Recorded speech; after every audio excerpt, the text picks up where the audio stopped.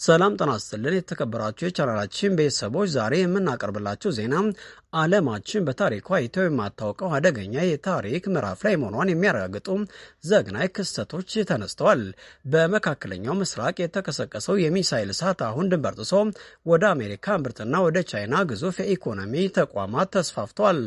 አሜሪካ በደቡባዊ ኢራን በፈጸመችው ድንገተኛ የሚሳኤል ጥቃት የ2 ዓመት ሕፃንና በወላጆቹ መኖሪያ ቤታቸው ውስጥ በተኙበት አመድ መሆናቸውና የኢራን መንግስት አሜሪካ ዋጋ ትከፍላለች ሲሉ የሰጡትን ዛቻ መግለጫ በዝርዝር እንመለከታለን።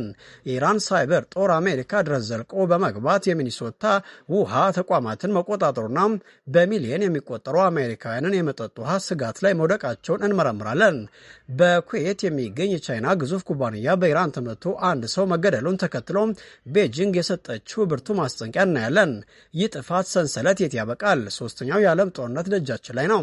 ዝርዝር መረጃዎችን አሁን እናያለን። እስከ መጨረሻው አብራችን ቆዩ። ታሪኩ የሚጀምረው በኢራን ደቡባዊ ግዛቶች ነው።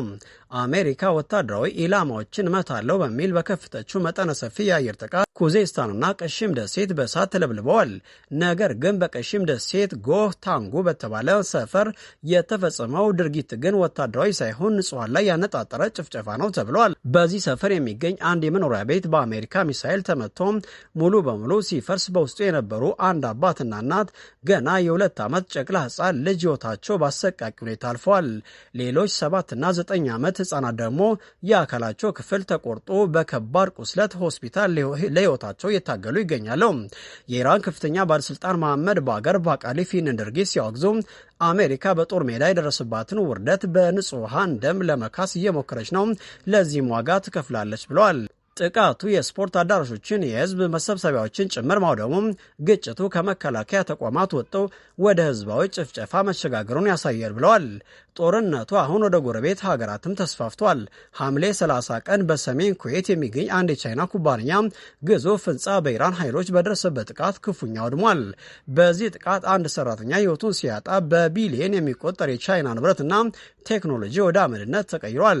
የቻይና የውጭ ጉዳይ ሚኒስትር ቃል አቀባይ ማኦ ኒግ ዛሬ በሰጡት መግለጫ ምንም እንኳ የቻይና ዜጎች ጉዳት እንደደረሰባቸው ቢናገሩም ኩዌት ግን የቻይናን ተቋማት ለመጠበቅ ጠንካራና ውጤታማ እርምጃ እንድትወስድ አሳስበዋል። ቻይና እስካሁን በኢራንና በአሜሪካ ግጭት ውስጥ ሚዛን ለመጠበቅ ብትሞክርም አሁን ግን የራሷን ዜጎችና $ቢሊዮን የፈሰባቸውን ተቋማት መምታታቸው ቤጂንግ ወደ ጦርነቱ ሊያስገባት ይችላል ተብሎ ይፈራል። ኢራን ለምን ቻይና መታች? ወይስ ይህ አሜሪካን ለመቆስቆስ የተደረገ የቴክኒክ ስህተት ነው? ይህ በዲፕሎማሲው ዓለም ትልቅ እንቆቅልሽ ሆኗል። ለአሜሪካውያን ከሚሳኤል በላይ አስደንጋጭ የሆነ ዜና በሚኒሶታ ግዛት ተከስቷል። ጦርነቱ 1000 ኪሎ ሜትሮችን ተሻግረው አሜሪካውያን በቤታቸው በሚጠጡት ውሃ ላይ ደርሷል። የኤፍቢአይ እና ሲአይኤ እና ኢፒኤ የደህንነት ተቋማት ባደረጉት ምርመራ በሚኒሶታ ከ30 በላይ የከተማ የውሃ ተቋማት ላይ የተቀናጀ የሳይበር ጥቃት ተፈጽሟል ብለዋል። ጥቃቱ ያነጣጠረው ፒኤልሲ እና ኤችኤምአይኤስ በሚባሉ የውሃውን ንጽህና ስርጭት በሚቆጣጠር የኮምፒውተር ስርጭት ላይ ነው። የደህንነት ተመራማሪዎቹ እንዳረጋገጡት ከጥቃቱ ጀርባ የኢራን መንግስት ድጋፍ ያላቸው ጠላፊዎች እጅ እንዳለበት ግልጽ ምልክት ተገኝቷል ብለዋል። የሚኒሶታ የደህንነት ኃላፊ ጆን እስራኤል እንዳሉት ጥቃቱ የታለመው በአሜሪካ መሰረት ልማት ላይ ነው ብለዋል። ይህ ጥቃት አሜሪካ በኢራን የኤሌክትሪክ የድልድይና የነዳጅ ተቋማት ላይ ለፈጸመችው ጥቃት የተሰጠ ዲጂታል ምላሽ መሆኑን የኤፍቢአይ ሳይበር ቪዥን ገልጿል። አሜሪካ አሁን መጠጥ ውሃን መቼ እንደሚቆም ወይም መቼ እንደሚበከል እያሰቡ በከፍተኛ ስጋት ውስጥ ይገኛሉ። ክብራትና ክብራን፣ እነዚህ ክስተቶች ተነጣጥለው የሚታዩ አይደሉም።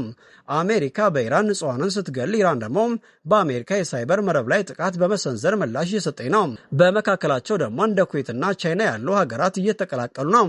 ይህ የአይን ለአይን ጉዞ ዓለምን ወደ ጨለማ እየመራት ነው። የዲፕሎማሲው መንገድ የተዘጋ ይመስላል። ይልቁንም ወታደራዊ ጡንቻን ማሳየት ብቸኛው አማራጭ ሆኗል። አሜሪካ በሚኒሶታ ውሃ ላይ የተቃጣውን ጥቃት በዝምታ የምታልፍ አይሆንም።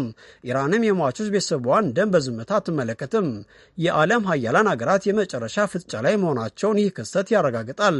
ክብራት ተመልካቾቻችን፣ ዓለማችን በአደጋ አደገኛ ሁኔታ ውስጥ ትገኛለች። ክብራትና ክብራን ተመልካቾቻችን ዛሬ ያቀረብንላችሁ ዘገባ ተራ የዕለት ዜና አይደለም።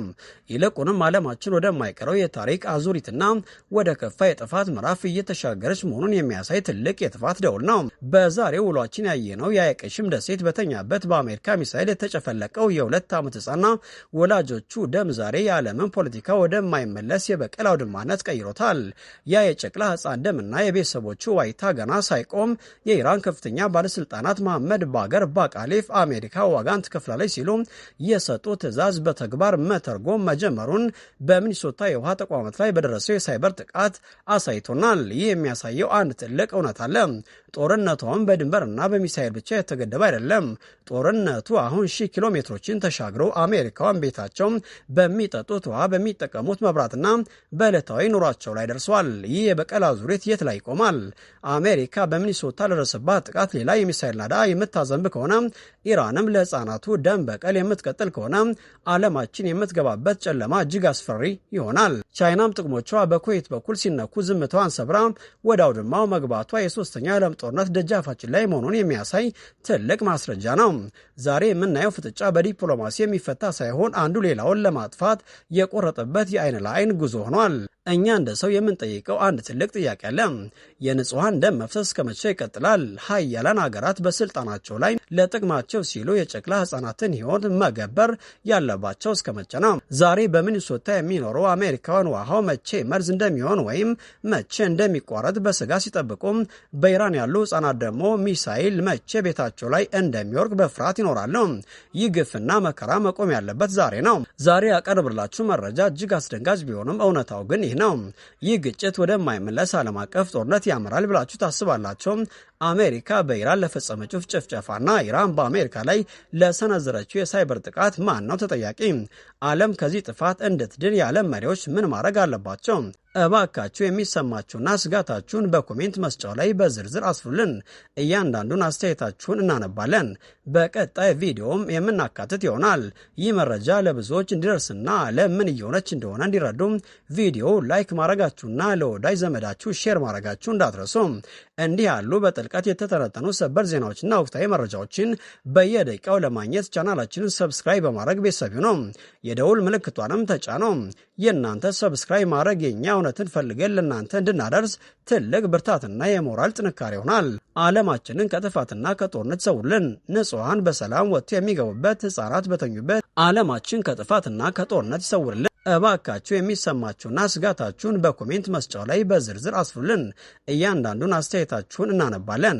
በቀጣይ ቪዲዮም የምናካትት ይሆናል። ይህ መረጃ ለብዙዎች እንዲደርስና ዓለም ምን እየሆነች እንደሆነ እንዲረዱ ቪዲዮ ላይክ ማድረጋችሁና ለወዳጅ ዘመዳችሁ ሼር ማድረጋችሁ እንዳትረሱ። እንዲህ ያሉ በጥልቀት የተተነተኑ ሰበር ዜናዎችና ወቅታዊ መረጃዎችን በየደቂቃው ለማግኘት ቻናላችንን ሰብስክራይብ በማድረግ ቤተሰብ ነው። የደውል ምልክቷንም ተጫነው። የእናንተ ሰብስክራይብ ማድረግ የኛ እውነትን ፈልገን ለእናንተ እንድናደርስ ትልቅ ብርታትና የሞራል ጥንካሬ ይሆናል። ዓለማችንን ከጥፋትና ከጦርነት ሰውልን።